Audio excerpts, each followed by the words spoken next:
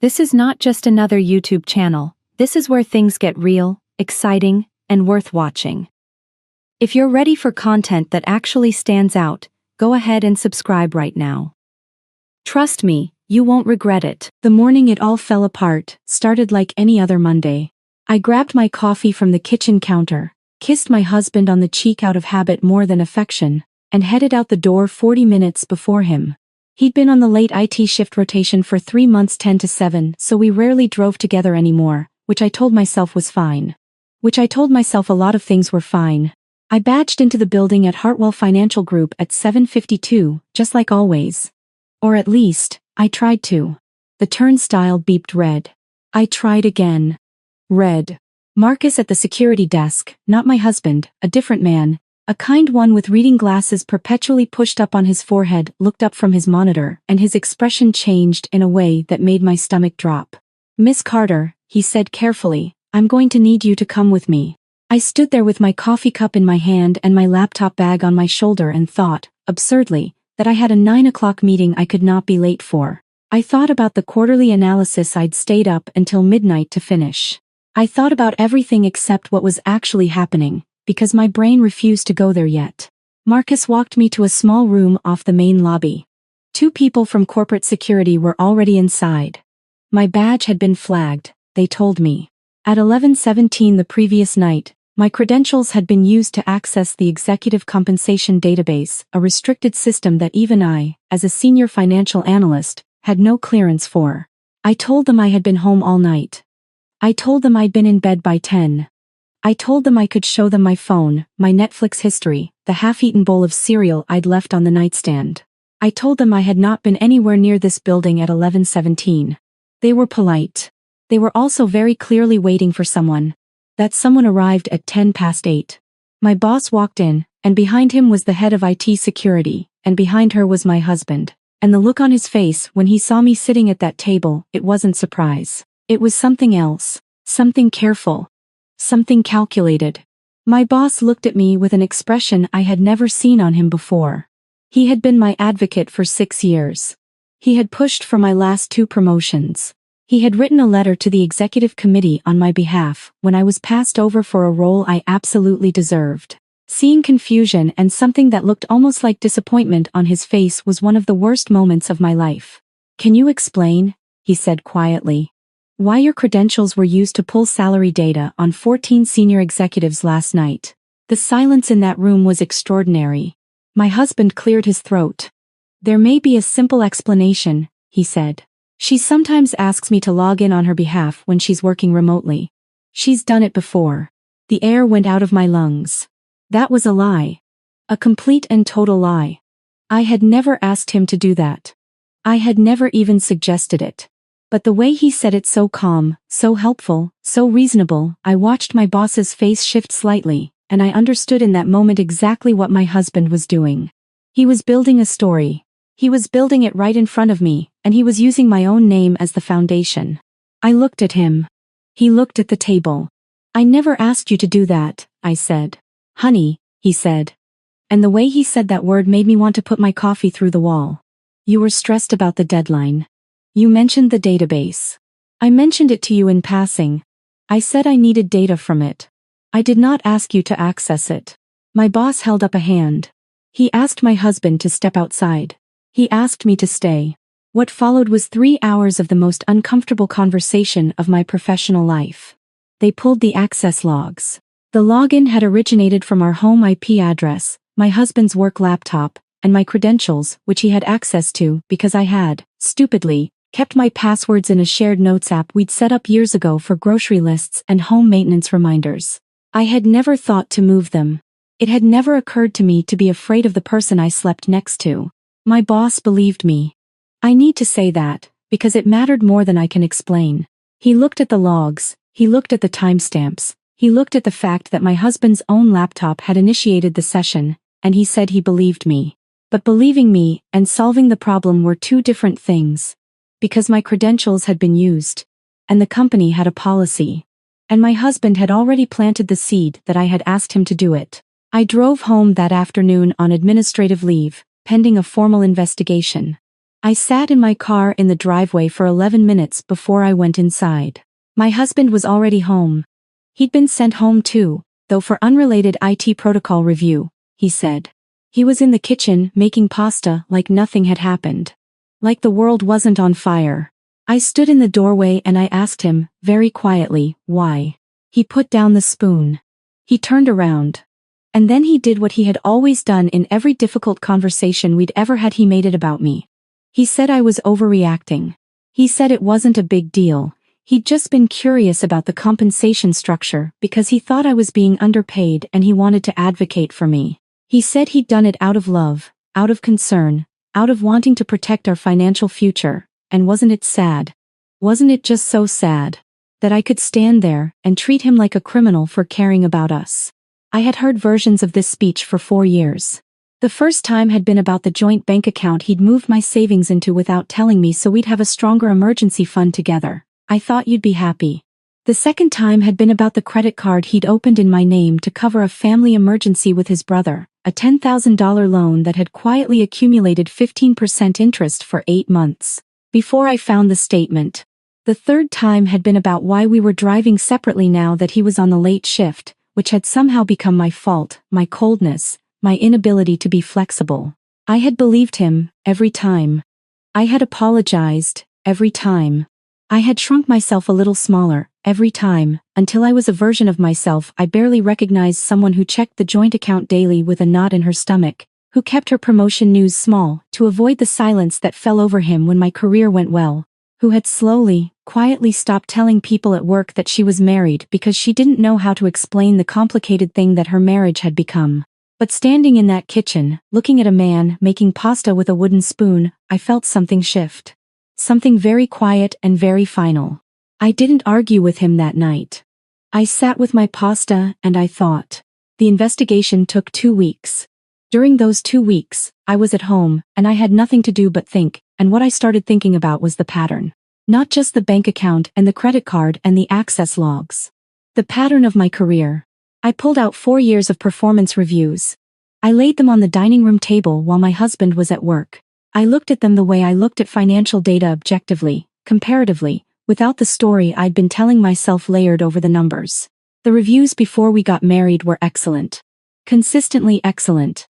The ones after, they were fine. They were perfectly acceptable. But the language had shifted. Words like detail-oriented had replaced strategic thinker. Reliable had replaced innovative. The woman described in my last 2 annual reviews was a good, steady, unremarkable employee. She was not the woman who had been on the executive fast track 4 years ago. I called my closest friend at the company, a woman in compliance who had been with the firm for 11 years and knew where everybody was buried. I asked her to meet me for coffee. She sat across from me at a table outside, and before I could say anything, she said, "I have been waiting for you to call me." What she told me rearranged everything. My husband's IT access included the performance management system. He had never touched the data directly, he was too careful for that. But he had access to the ticketing logs, which meant he could see when performance reviews were being processed, who was reviewing them, when documents were being routed for approval. And my friend had noticed, 3 years ago, that every time my review cycle was active, there was a series of IT maintenance tickets that resulted in minor system delays affecting document routing in my department. Nothing provable. Nothing obvious. Just enough friction to make deadlines feel harder than they should. To make the people reviewing my work mildly frustrated without knowing why. She had also noticed that my husband had accepted a consulting project through his brother's LLC that involved a competitor of one of Hartwell's largest clients. She had filed an internal flag about it 14 months ago. She had never been told what happened to that flag. I drove home and I locked the bedroom door and I called a lawyer. I want to be honest about the weeks that followed. They were not clean, they were not triumphant. They were some of the hardest weeks of my life, and anyone who tells you that leaving a marriage, even a marriage that was slowly poisoning you, feels like freedom right away is leaving out the part where you grieve. I grieved. I grieved the version of my husband I had married. I grieved the apartment we'd picked out together, the dog we'd talked about getting, the future I had genuinely believed in. Grief does not require the thing you're losing to have been good to you. It just requires that you loved it once. His mother called me 4 times in the first week. She told me I was throwing away my marriage over a misunderstanding. She told me I didn't understand how hard her son worked. She told me that family borrowed things from each other and that was just how it worked, and that I had always been too rigid. Too focused on things, too attached to stuff. As if my career and my credentials and my savings account were just stuff. As if the $10,000 she'd watched her son charge to my name without my knowledge was just a family favor I was being unreasonable about. The fourth time she called, I let it go to voicemail.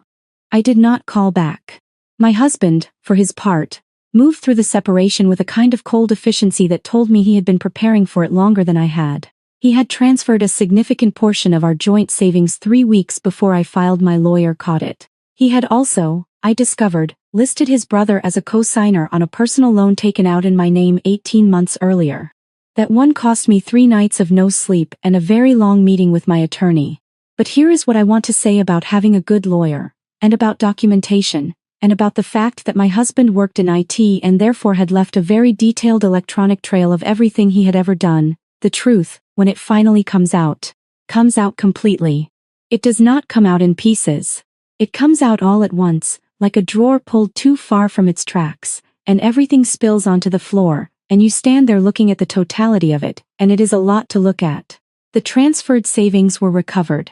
The fraudulent loan was flagged for investigation. The consulting project with his brother's LLC, the one that had gone to a competitor of Hartwell's client, was found to have involved proprietary data that my husband had accessed through his IT privileges. That was not just a company policy violation. That was something considerably more serious. His employment at Hartwell Financial Group was terminated 6 weeks after the morning I was stopped at the security turnstile. Mine was not. The investigation cleared me completely. The access logs, the laptop attribution, the testimony from IT security about how the session had originated from his device, it was unambiguous. My boss stood in front of the executive committee and made the case that I had been the victim of a breach of trust, not a perpetrator of one, and the committee accepted it. What happened after that I did not fully expect. My boss asked me to come to his office 2 weeks after I returned from leave. He sat across from me and he said he had been looking at my career trajectory, and specifically at the period of stagnation that had begun approximately 4 years ago, and he had some questions. He had pulled the performance management system logs himself. He had looked at the IT maintenance tickets. He had spoken to my friend in compliance, who had, it turned out, kept copies of everything. He apologized. Not for anything he had done directly, he hadn't known. But he apologized for the fact that it had happened on his watch, in his department, to someone he had championed, and then, without realizing it, stopped championing at exactly the moment when invisible friction was being applied to her every move. The role of Director of Financial Analysis had come open 3 months before my world fell apart. I had not applied. I hadn't felt ready.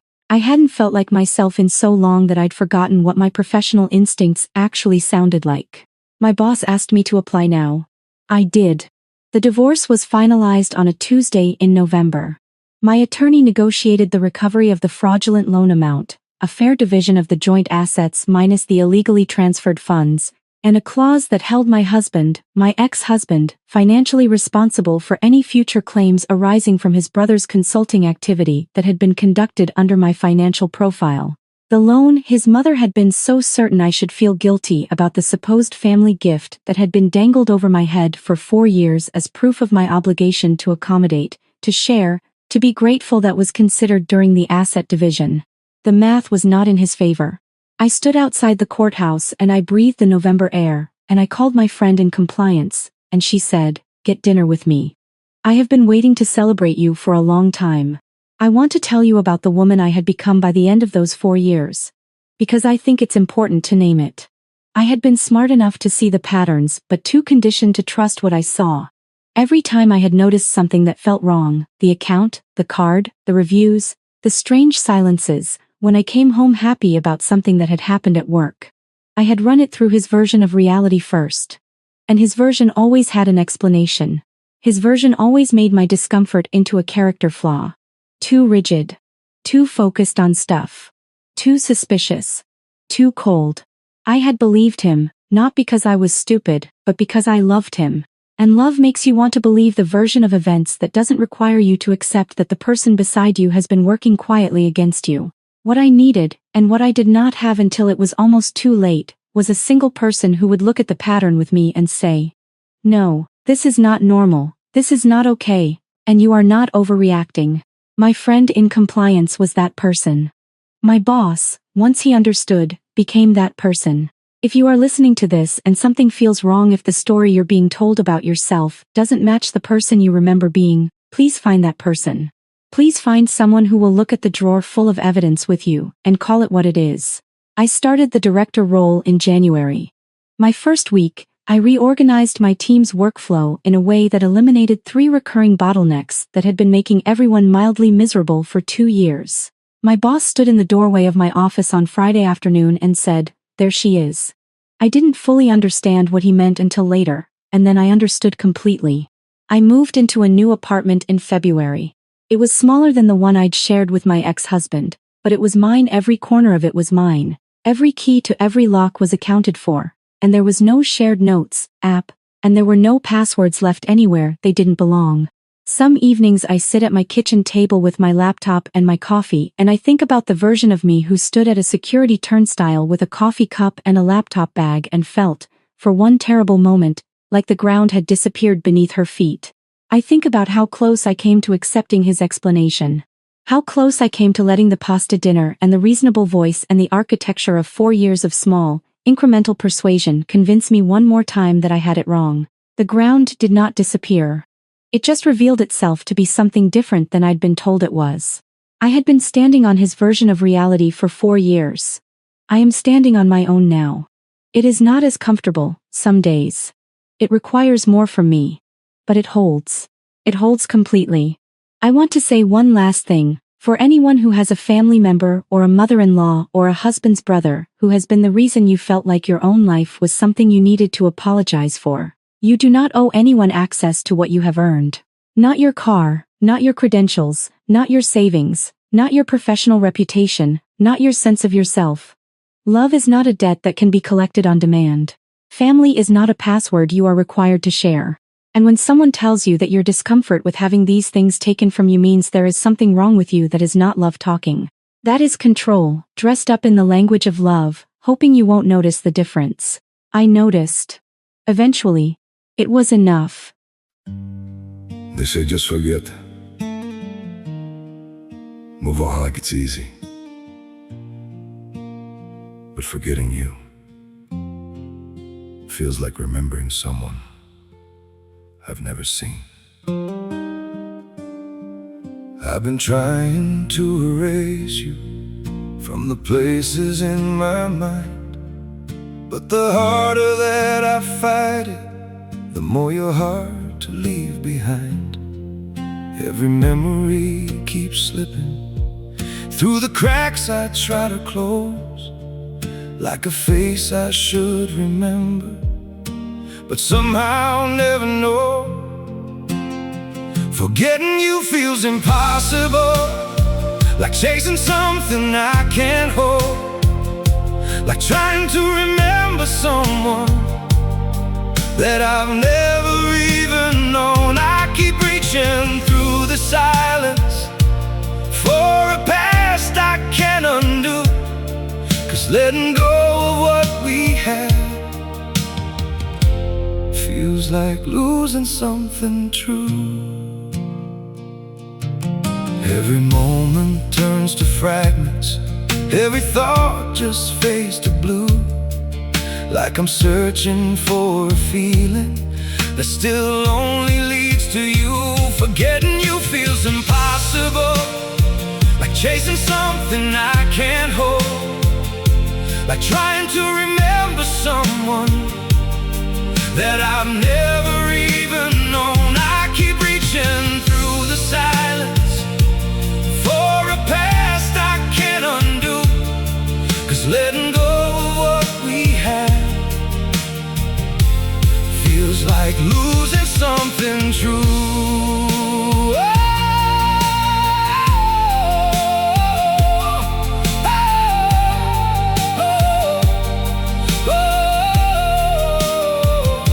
If I never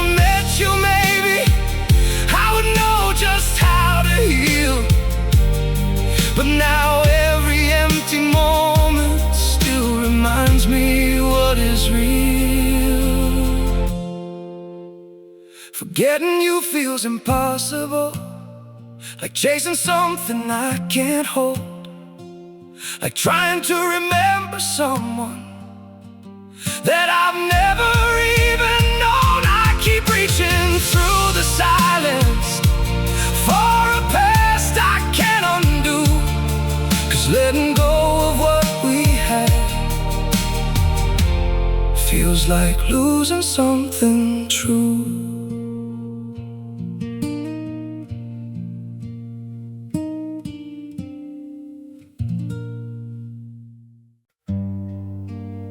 Some days feel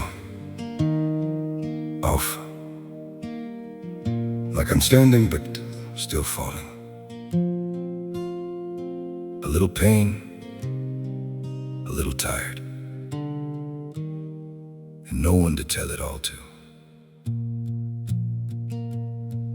There are days that feel unsteady, like I'm drifting out of place. Every step just feels so heavy, with a smile I have to fake. A little hurt I keep inside me, a little weight I always hide, and 1,000 quiet worries I've been holding deep inside. There's no one here to tell it to, no one who would understand. So I carry all these feelings like they're slipping through my hands. A little broken, little lost, trying hard to just get through. All these nights I stay awake with everything I never say to you. I keep walking through the silence like it's all I've ever known. Every crowded room reminds me how it feels to be alone. There's no one here to tell it to, no one who would understand. So I carry all these feelings like they're slipping through my hands. A little broken, little lost, trying hard to just get through. All these nights I stay awake with everything I never say to you.